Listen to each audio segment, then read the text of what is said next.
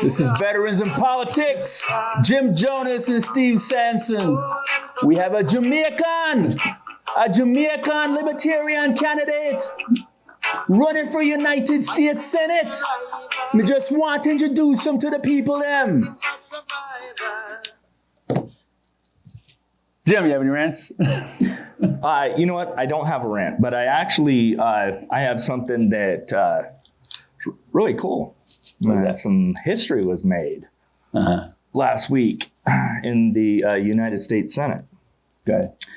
Marine Corps Lieutenant General Michael Langley of Louisiana was confirmed to be a 4-star general in the U.S. Marine Corps. He is the first black 4-star general in the history of the Marines, according to Governor John Bel Edwards of Louisiana. Yeah, he was in the Corps when I was in the Corps. Yeah, that's what Juan Rivera was saying. He said he was, okay, so he explained to me, he said he was light brass when you two That means he was like a first lieutenant, second lieutenant, captain maybe. Yeah, light brass. Yeah, because when you get to a full bird colonel, you're kind of getting heavy. Okay. I was like, I'm going to have to ask Steve. Lieutenant Colonel, you're trying to get there, but you're not really there. You're kind of in the middle between light brass and heavy brass. But when you get to a full bird, you're heavy brass. Yeah. And it's exciting. It's historic. And the other thing, just to add a little politics to it, is it was, I believe it was unanimous in the Senate. And so finally, something could unite politicians. And being a Marine too, being a black Marine and getting 4 stars on your shoulders and being head of the Joint Chiefs of Staff, that's a huge accomplishment. Yeah, it is. And that's why I said, finally, I don't have a rant. Some good news, something good to say, instead of me just being all fussy like normal. Yeah. Yeah. We don't want fussy Jim. Yeah. But we have Scott Neal, a Jamaican Libertarian candidate for United States Senate. Yep. Mr. Neal, they say never trust anybody that has 2 first names. Well, I'm breaking the mold. Sorry about that. But yeah, I'm going to break the mold. You're going to break the mold? Yeah. Man, tell us about yourself. Well, as you said, born in Jamaica, grew up in Jamaica. Yeah, man. There you go. You're from Kingston, where you from? Same Kingston. I knew you look familiar. Yeah, I think I saw. Look on you, Mr. Man. That guy look familiar, man. I saw you at the first when we had the thing with all the candidates. Ahern. So, yeah, yes. Ahern. So. Yeah. I wanted to break a patty and cocoa bread with you, Well, there's the African Caribbean place right down here, or Island Spice on Flamingo and Rainbow. But you got Tasty Island on Flamingo and Rainbow. Oh, that's the Tasty Island. Paradise, right? Paradise Cafe on West Sahara there, Buffalo. And then you have what's the one on Silverado Ranch and Bermuda? Man, name escaped me. And then they got another one across from the Palace Station on West Sahara. Some jerk. Yeah, Jerk. Big Jerk. Yeah, the one on Silverado Ranch and Bermuda there. Yeah, and Big Jerk. Bonafide on Thursday and Friday. Yeah, man. But they got rid of the curry goat, Oh, they did? No curry goat. And they don't have no beef patty. They have all chicken patty and a veggie patty. Yeah, they want some beef patty, man. Well, everywhere, the menu's getting smaller and yes, supply chain. Me say it's good to talk to a brethren, Good deal too. Good. Hey, what's the first thing you're gonna do if you become a United States Senator? Are you gonna amend the Constitution so immigrants like us could be president of the United States? That's a tough hurdle. But the first thing I'm going to do is amend the Constitution to get rid of the federal income tax. Oh boy. Have to do that. They're gonna be broke when you do that. Well, nothing wrong with that. Better them than us. So why you want to be explain? Well, before we get into that, explain what's a libertarian party candidate? Explain that. So a libertarian candidate stands mostly and primarily for individual liberty. Okay. So rather than say what I call the other two parties, the collectivist parties, you know. What they collecting? Yeah, well, they're collecting your money, your income taxes. That's what they're collecting. Money. Yeah. They're collecting your money and giving it out as they see fit. Right. I believe you should keep your money because you work for it, you sweat for it. Yeah. I don't know, most people, you know, you're going to work. Some people have a good boss and, you know, but there are people out there working in this heat we were talking about. Yeah. And hate their job.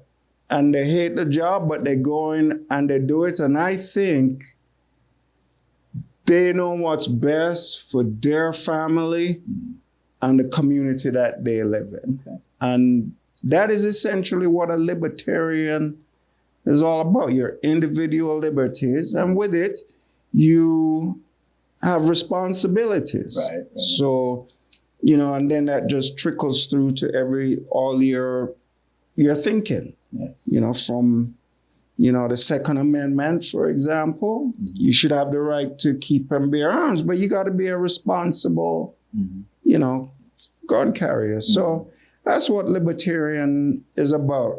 You know, you have, as long as your rights don't interfere with somebody else, and you know, you do what you think is best at the heart of it. Right. There are other things, you know, like their motto is kind of all your rights all the time, but that is what the Libertarian Party is all about. You are the individual who is best able to chart the course for your life and the community. Well, I want to just real quick, I want to, I'll get in more about the Libertarian Party and stuff in a minute, but I want to recognize you. First off, for actually running as a Libertarian. And let me explain why.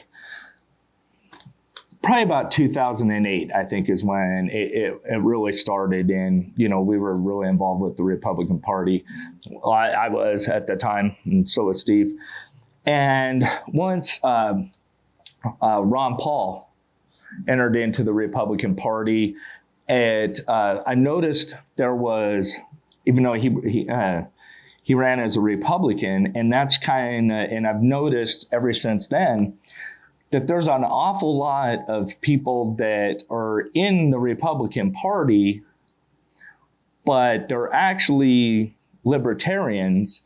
But in my opinion, they've kind of sold out, so to speak, because even though they're libertarians, they're afraid to run as a libertarian or be a part of the Libertarian Party. Instead, they attach themselves to the Republican Party because they think that they don't have any chance. Correct. Yeah. As a libertarian. So you, being a libertarian, at least you're willing to actually run as a libertarian. So you have, like, I think you're being more honest and true to your beliefs than some of these other individuals that are libertarians, but they're actually in the Republican Party, if that makes sense. Correct, yeah.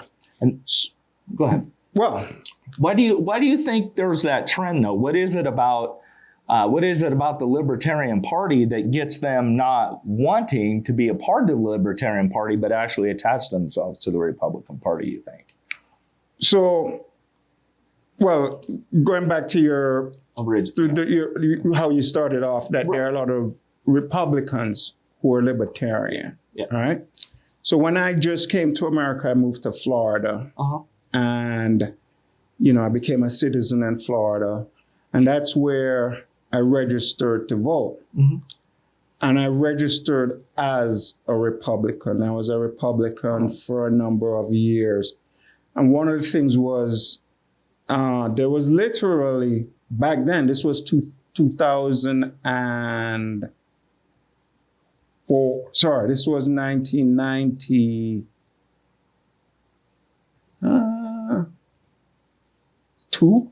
was when I became a citizen, thereabout. Yeah. There was no Libertarian Party in Florida. Okay. Right. So I was a Republican. Right. And then I moved to Nevada. Yeah. Or Nevada, depending on Nevada, yeah. Nevada. And that was where I got introduced to the Libertarian Party. So, and back then, they weren't in all 50 states. So, so they started out as a fairly young party. I think they started in 1978, I think, or 76. So it's a young party. Yeah. So what you find is that the way the electoral system is set up, a lot of states have what's called winner take all. Uh-huh. So if you run as a outside of the two mainstream parties, you actually have no shot of winning an election. Yeah, well, yeah, on the presidential level, yeah, because of the electoral college is winner take all. Yeah. So most people so what happens is our views, somewhat, especially on fiscal issues, overlap with the Republican Party. We tend to, the Republican Party tends to be for low taxes. Right. But if you ask some libertarians, they'll be like, we don't want any tax. Yeah, like taxation is theft. I've heard that a lot when I went to like Liberty Watch meetings. Yeah, so you find that there's an overlap, and so that suits candidates who... Let me stop you right there. We're talking about taxes. That guy that won that $1.2 billion, right? Yeah. He's only getting 430 and something million. Not only, but he's only getting 433 million. Right. So over what? Over 50% went to taxes? Mm-hmm. That's craziness. It's actually more, because you remember when you buy a lottery ticket, half goes already to the state, and then the half you win, that's the part that they tax. That is crazy. Yeah, because it's automatic. It's like an automatic. It automatically kicks in at 50 because it's considered a gift, which is interesting because you bought the lottery ticket. So how that's it's not a gift. I don't know, but somehow tax codes, they figure it out. That's how it is. And then they just add more on top of the 50. He should have got Ron Q. He probably would have got all his money. So I totally Ron believe is a genius when it comes to money. That's for sure. he should have gotten Very all smart man. 1.3 billion, but I should have, but Yeah. you got to buy a He's ticket. like, I wouldn't be sitting here. Yeah, I was going to say, we wouldn't be hanging out right now. I'd be like, what's that race? If any of the three of us, if Steve or I won, we'd both be in Jamaica right now. There you go. Yeah, man. You could actually buy. No, I'm just kidding. Actually buy Jamaica. But so that's why you have a lot of people with libertarian tendencies who run for Republican. What you don't have is libertarians who run as Democrats. Right, yeah, I've noticed that. Right. And even though we share some of the On the social spectrum. spectrum, we do, but if you have no economic freedom, then social... Right, yeah, if you have no money, then you can't be social. You can't be social, and then people can just take advantage of you. Yeah. So that's why. But it is good to see... Ron and Rand Paul were big, shed light more on what libertarianism is all about. Yeah. And actually, there's one congressman now who ran as a Republican. I forget his name. He ran as a Republican, won, and then changed his affiliation. But I'm not sure if he was running for re-election. But more and more, you're starting to see, in political debates, people talk about libertarianism, and we've grown. The Libertarian Party has grown. Like I said, we're on the ballot for a presidential nominee, all 50 states and the District of Columbia. You know something? Hold on. I have to see something here. Okay. Mr. Neal. Yeah. Make sure it was Mr. Scott. It's Mr. Scott. Neal Scott. But go ahead. Mr. Neal. The only person I could think of that won a major seat like governor, Congress, U.S. Senate as a party affiliate other than Republican and Democrat was Jesse the Body Ventura out of Minnesota. Because he was a what? An independent? He was an independent. Independent. Right. So it's hard for any candidate other than Republican and Democrat to win a seat. So my question to you is, why are you running as a Libertarian? How come you didn't run as a Republican? Because you know, I know you know in your heart of hearts, looking at the numbers and looking at history, it's. I mean, I like to see other candidates win, but if you look at reality, how are you gonna ever make that seat, especially running for United States Senate? Right. How are you ever gonna make that hurdle and be sworn in as a United States Senator running as other than a Democrat Republican? So it is a struggle. And like I say, it's, I think this election I'll probably spend about $5,000 of my own funds versus the other two candidates who are in the $50 million range. So, but you know what? Even though you are running as a Libertarian candidate and that the odds are tremendously against you, I give you props for doing it because you're standing up for your principles. You're standing up for who you are and what you believe in. So that takes a lot of guts to do that. Sometimes you're the loneliest man on the mountain. You are, and that is the actual motto of the Libertarian Party. To be a Libertarian, you have to sign a pledge before you can even donate. It's the party of principle, and our pledges: you will not use force or fraud to achieve political aims. And the party has to.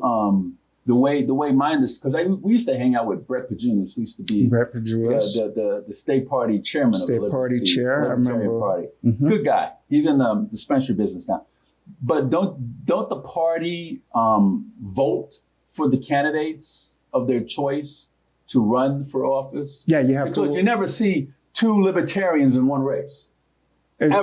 I've never seen that. I've seen many Republicans and Democrats in one race, many independents in one race. But I've never seen two Libertarians or more in one race or two Independent American Party candidates in one race. Never seen that. It happens. I lost a nomination for Senate the last time. Did you? Yeah. But you weren't on the ballot, were you? No, that's what it is. You were trying to get. I was trying to get on the ballot to endorse you, so you could go ahead and be on the ballot. So that's what I mean. You never seen two Libertarians and two Independent American Party candidates on the actual ballot. No, and that's one of the things. Well, so right now, which the other parties would know how to do that. Right. So right now, that'd be a war. Right. The State Central Committee, we'd be there for 4 months. And the National Guard would be called in, more likely. Chairs will be flying. Fists will be going. Names calling will be happening. Yeah, that would be a field day, man. I mean, it's worse than the doggone parliament in freaking Korea. You're right. So, and to your point, this year we've had a nice crop of candidates. But why am I running? So like I said, as a Republican, and the first thing that turned me off for the Republican Party actually was the first Gulf War. With George Bush Sr. Oh, okay. I just didn't think it was our business to be there. And, I just was, I wouldn't say, it just wasn't me. It didn't fit me, but that was all that was there. Yeah. Then I moved to Nevada, and like I said, back then, so I moved in here in 1999, and in 2002, I actually ran for a congressional district as a Libertarian. Who'd you run against? It was then Porter. John Porter, yeah. Oh, okay. And Daniel Herrera. Who went to jail. who stupidly had Harry Reid talking about vacating his county commission seat so he could run against a shoe and John Porter so he could get the seat vacated as county commissioner so he could bring his son in, Rory in. It was a magnificent plan. Dario was stupid enough to fall for it. Yeah. Yeah, God rest his soul. He was a brilliant politician, old Harry. He got caught with chess player. He was a chess player. Boy, he was a chess He was moving his pieces all over the board, boy. Manipulation. Oh, boy, had him sold that he could be John Porter. And I looked at Dario and I'm like, you can't be John Porter. No. What are you doing? Rerun for your seat. It's a shoo-in. Stay on the county Rerun for your commission. seat. Yeah. Well, but that's how the other two parties play hardball. Greed. Yeah. Greed. But back then we were an issue party, and back then we were the only party to support legalizing marijuana. Back then marijuana was not legal. All the other parties were scared to support marijuana. They would not because touch they didn't it. want the backlash. They didn't want to be ostracized. They didn't want to be judged. Yep. But you know those same folks, they're in the dispensary business. They're in it now. I'm like, what the heck is going on here? There's money here? They're in the dispensary business. Oh, it's like Hypocrites to the best. it's like Casablanca. There's gambling here. So the Libertarian was the only party saying legalize marijuana. I've seen them. And I was like, that's the party for me. Abolish the income tax, legalize marijuana. We shouldn't have gone to war. It just, at heart, I'm a libertarian. And, you know, I thought about it and I said, you know, you could join the other two parties, but then you'd be in Daniel Herrera's seat where the party chair or somebody's going to call you and say, you know, what would be a good idea is to give up that county seat. Yeah. All right, so let's get into some policy questions for you, Mr. United States Senate candidate. I got a few. How do you're from Jamaica? Yeah. Okay. You're from Jamaica. I'm from Jamaica. You're from Jamaica. Okay. So you got your citizenship legally, right? Yeah. You went through the whole rigmarole, took the test. They investigated you. Now, I know the heck they investigated me. Because they found, they're like, oh, what's this stuff back in Okinawa, Japan? I'm like, really? Oh, yeah. Really? Japan? It's not even the United States. Really? So I know they investigate. They have everything when you go for that. And you don't know the Pledge of Allegiance, too. They don't tell you.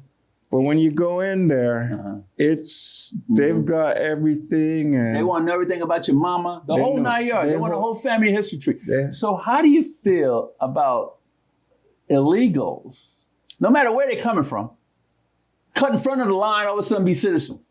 How do you feel about that? I'm entirely against illegal immigration. Yeah. I believe, and to me personally too, it's morally wrong. And from my perspective, it's actually racist. Because, you know, you have people just walking across the border and they get into the country. Meanwhile, if you're from Haiti, Joe Biden, you remember he started deporting all the Haitians and rounding them up, you know, even though they were walking across the border like everybody else. Yeah, the immigration policy that the U.S. has with Haiti is ridiculous. I don't know why they haven't revamped that yet. I don't know. So I know what you're talking about. They have to control the border and get if you want immigrants to come here, let's give everybody a fair chance. I mean, this is a great country and, you know, everybody should have a fair chance to get here, but you can't just allow some people to come across, you know, no questions asked, and then others you just send them back. And I'm from Jamaica. There are hundreds of thousands of Jamaicans who would love to migrate to the United States. And, it's a long swim, though. Well, yeah, and then you have to cross Cuba. Okay. You don't want to. So it's something that personally I believe is wrong, is corrupt. And the other thing is what it does for the illegal migrants, because when they get here, they're exploited. Make no mistake about it. Mm-hmm. They are exploited. And, you know, and actually save money. their taxes are withheld, actually. Most people don't know that. And an illegal worker. But they're not entitled to any of the benefits. So they're subsidizing our lifestyle. Yeah, one of the things that, just real quick, one of the things that I ran into a lot when I was in the grocery industry was that, so we had a floor crew at night, right? And the boss of the floor crew, he immigrated legally to the United States, right? He was legal. And then he brought illegals over. And like most of his crew were illegal. So he wasn't actually paying them what he said he was going to pay them.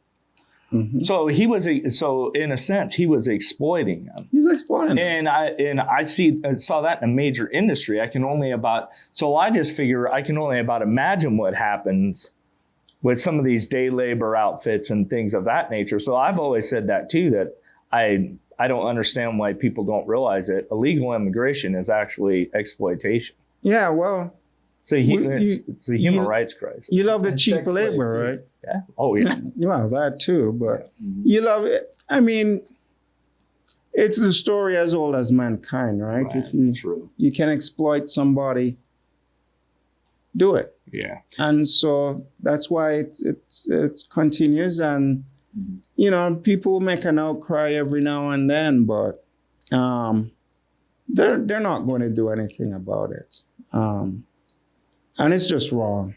So how do you feel about voter ID? Well, you know, I'm neither here or there on voting. Not enough people vote. I think, frankly, if you ask me, I think, you know, anybody in America on the day of election, if you paid a diamond tax, if you went to Disneyland. But shouldn't you prove that you're that person? I don't care. Really? Nah. As far as I'm concerned, if you pay taxes, you should vote. So whether illegals pay taxes, right? They should be able to vote. Get out of town. What are you talking about? All right. All right, get him out of here, Jim. Get him out of here. It's all you, Steve. If you pay after what we talked about last night. Exactly. That's why you shouldn't have them here in the first place. But you are not making it even hard for them not to come. You have to go ahead and vote. If illegals can vote, then they're going to vote for more people that allow illegals to vote, and then the floodgates open. Well, then you'd have to vote, and people would have to campaign on it. But you know what people tell me? Yeah, they say, you're making it difficult because they have to go pay to get ID. And I'm like, really? No. I'm like, wait a minute. So we just gave illegals driver's license, and you see how many of them rushing to DMV to get those, right? They didn't have any problems paying for those, but they got a problem paying for a freaking ID to go vote. Yeah, it's, you know, like I say, it's neither here nor They don't have a problem paying for WIC program, and you got to show ID for welfare. For everything. You got to show ID to get on the plane. You got to show ID to buy alcohol. You got to show ID to buy cough syrup. So why can't you show ID to vote? You know what you don't have to show ID to do? What? Pay taxes. You can just pay taxes. But you need a social security number, don't you? No. You can just write out a check to the U.S. government anytime they'll take the U.S. government is not going to reject payment. I would. If you want to fill out a check for me right now, go right ahead. Right ahead. So, and I mean, you know, a lot of people come here, and you know, I have a grassroots organization, and I have what do you call that? Taxpayer, doing business as taxpayer ID. You know, a lot of people have those, but the problem with voting isn't that too many people are voting. It's never been a problem in a democracy from the start. It is a problem because the minority is the one that choose for the majority. Hardly anybody go and vote. Exactly. The problem is that too few people vote. Yeah. So I'm okay if you remove the obstacles. If you want to get in a philosophical, you should have voter ID. I'm fine with that. If you don't, you know. Okay. The big problem with voting is actually teenagers. Well, between 18 to I think about 32. And I told a friend of mine one time, I said, look, bras and bikinis are always going to win. You're never going to get, you're never going to tell an 18-year-old, hey, get up on a Tuesday. But you know what? Those same youngsters, 21 up and 18 too, when they go to under 21 clubs, they don't have a problem in waiting in those long ass lines to go into a club. No, that's it. Right. But they got a problem waiting in a line to go and vote. So the priorities are all out of whack. That's what I said. So put the voting booth in the club. And some drunk guy or gal, fill it all out, right? And then you do a shot of tequila in somebody's belly button. This guy. Yeah. So go ahead. I'm inherently with the philosophy, not enough people vote. And I mean, we're going way off the scale, but make it easier. So when you talked about taxes for a minute, so get rid of the federal income tax. Now, I think the federal income tax is obviously too high. But if we get rid of the federal income tax, then how do we pay for government services? Like specifically like funding the military? Infrastructure. Or the two main ones I think the federal government should play a role in. Abortion clinics. Wow. No, that's illegal actually, but tax everything else. You could, on my grassroots page, I have some tax proposals, but one of the big ones is you could have, we have an estate tax. Right. You could increase it. And actually, it's more efficient to tax estates than income. The military, I had suggested that you levy, a value-added tax of, say, 10% if you don't hire, for companies that hire less than 10-20% veterans. That way, it encourages more people, rich and poor. Because right now, we know who serves in the military. It's not the rich. So if you had a sales or a value-added tax, it would encourage companies to, and it was for veterans, to seek out veterans who have been honorable discharge. And it would ensure that there's a fairer representation of society. But if you get rid of the income tax, trust me, there'll be no problems raising revenue. They would just tax everything else. Yeah, it would be a different way of raising it, essentially. The big difference is you have the income tax supports inefficiency. If the government's inefficient, they just raise the income tax. They don't have to do anything. It's you're paying it. So it's okay. I know what you're saying. They just raise it. I forget the exact name of that tax policy, but it's actually similar to Jesse Ventura's. Right. Yeah, where it's like basically you don't. So it's like if you don't get paid, the government doesn't get paid. So it incentivizes the government to make sure we're getting paid. That's how they get their money. Right. But with an income tax, they get paid no matter what. No matter what. The only thing about that scares me a little bit, I actually, in the beginning, I really like that policy. The only thing that scares me a little bit is what happens in the time, and unfortunately, I think we're heading for a big one. In the time of a recession, government revenues will decrease. Then services are then going to decrease too at some point, right? Not really, because that's why I said there's an estate tax. Oh. So you remember, your wealth is all the income you've made throughout the years, right? So when you die, they'd just be taxing it then. So it wouldn't really decrease it. There's never been a problem where, there weren't enough. There wasn't enough wealth. Right. So if you'd have to have an increase in the estate tax. So then I'll let you, I'm just going to ask you one more follow-up on taxes real quick. Now, the 16th Amendment, How are you going to get around the 16th Amendment? To That Congress can weigh, levy, and collect taxes in any way or matter that they want. So my proposal for, like I said, can I give my grassroots thing a shout out? Yeah, sure. Go ahead. It's called article28.com. And the first section, and it would be an amendment, there are 27 amendments, so it would be the 28th amendment. And the first part in that amendment says, Congress may levy no tax against a person's income or a business income. Sorry, a person's labor or a business income. Okay, so basically my question to you answered it. So basically you do understand, though, that it would require a constitutional amendment. Oh, it must have, you would have to have a constitutional amendment. Okay. Yeah. So that's how I'd get around that problem. Okay. And it specifically says a person's labor and a business income. Because I'll tell you what, that person we talked about with a lottery ticket, I treat somebody who got up and actually, whether, they went to the corner store or were to drive to Arizona to buy a lottery ticket, that's labor. And so you shouldn't be able to tax it, period. And that's why I say a person's labor, because, then they'd start, if you put income, they'd start saying, well, what is income and stuff? But a business, on the other hand, why you have to include a business income is that is collective labor in a business. So it would eliminate both the personal income tax and the business income tax. Okay.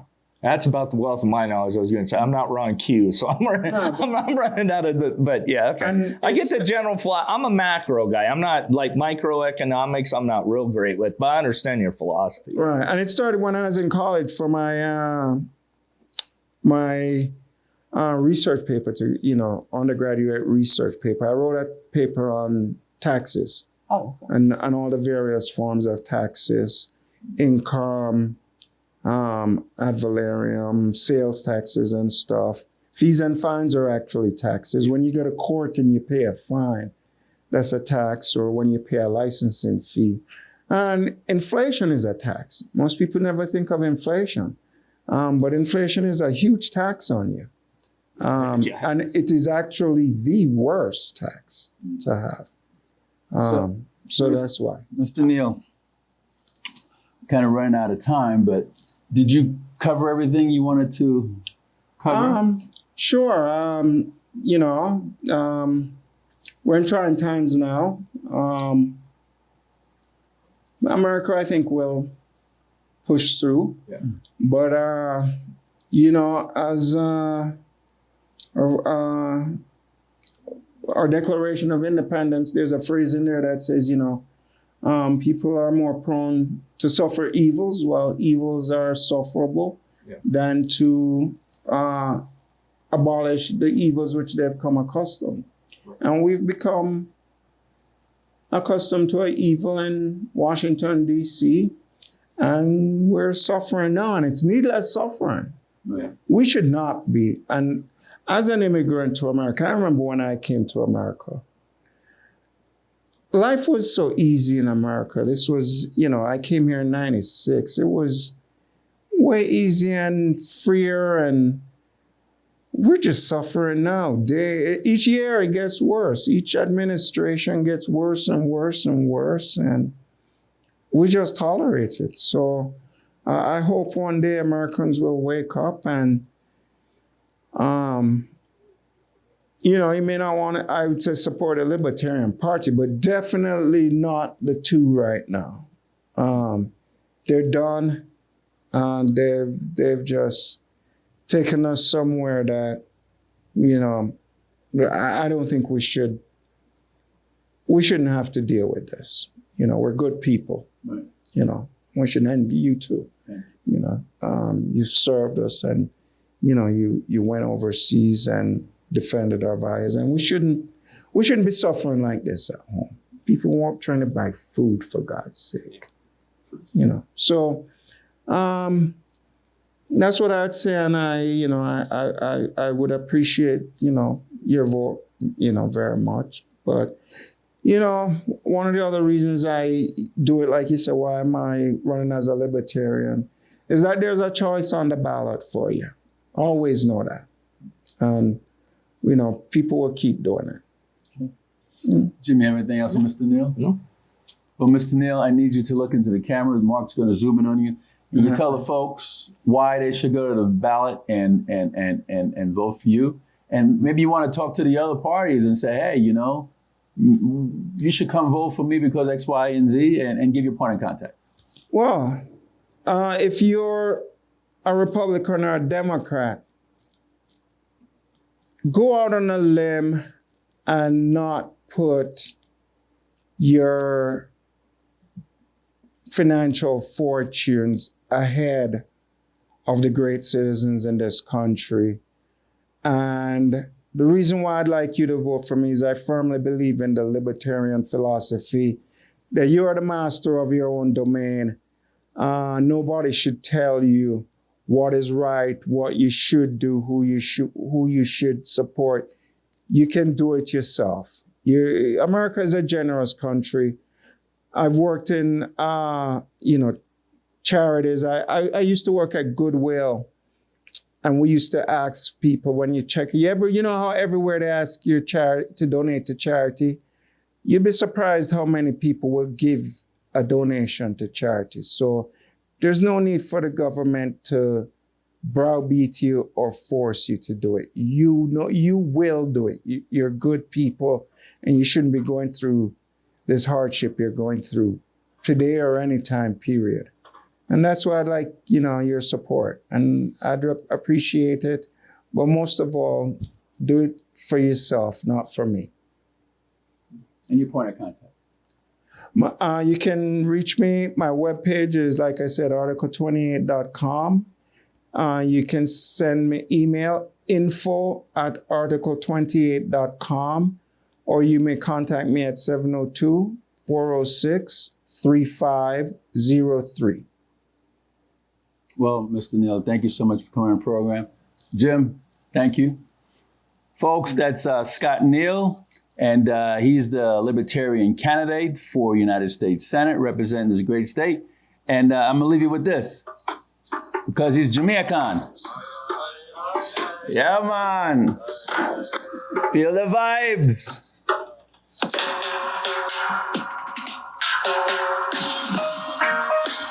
Ay, ay, ay. Ay, ay, ay. Come on, Jim. Hey, yeah, yeah, yeah, yeah, yeah, yeah, yeah, yeah, yeah, yeah, yeah.